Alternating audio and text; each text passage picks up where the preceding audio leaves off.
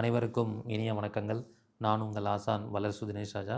நம்ம இந்த சீரீஸில் வேதகன், போதகன், காரகன், பாசகன் எப்படிப்பட்ட விளைவுகளை ஏற்படுத்துவாங்க, அதுக்கான பரிகாரங்கள் என்ன அப்படிங்கிறத பார்த்துட்ருக்கோம். கேதுவுக்கு வேதகன் பார்த்திங்கன்னா சந்திரன். கேது வந்து ரோகிணி, அஸ்தம், திருவோணத்தில் நின்னாலோ, கோச்சார ரீதியாக அந்த நட்சத்திரங்களில் செல்லும்போது அல்லது நட்சத்திரத்தில் நின்று தசாபுதி நடத்துச்சுன்னா மிக மோசமான பலன்களை வந்து வெளிப்படுத்தும். மன ரீதியான போராட்டங்களை அந்த ஜாதகருக்கு கொடுக்கும். பொருளாதார தடைகளை ஏற்படுத்தி கொடுக்கும். உடல் ரீதியான தொந்தரவுகளையும் ஏற்படுத்தி கொடுக்கும். இதை தவிர்க்கணுன்னா, அந்த நட்சத்திரம் சம்மந்தமான உணவுகளை ரெகுலராகவே அவங்க என்ன பண்ணணும், தானம் பண்ணிக்கிட்டே இருக்கணும். மன நோயாளிகளுக்கு ஏதாவது ஒரு வகையில் உதவி பண்ணிக்கிட்டு இருக்கணும். தேவி கருமாரியம்மன் வழிபாடும் அவங்க ரெகுலராக பண்ணணும். ஸோ இப்படி பண்ணும்போது அந்த தாக்கத்துலேருந்து அவங்க வெளியில் வரலாம்.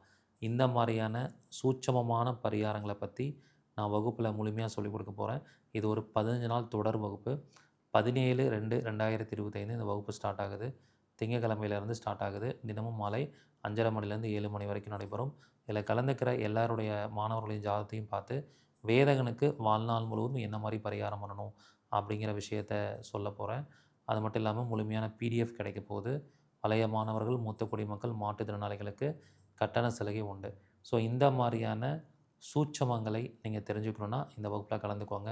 முதல்ல ஜாயின் பண்ணக்கூடிய 100 நபர்களுக்கு மட்டுமே அனுமதி. சீக்கிரமாக முன்பதிவு பண்ணிக்கோங்க. நன்றி, வணக்கம். வாழ்க வளமுடன்.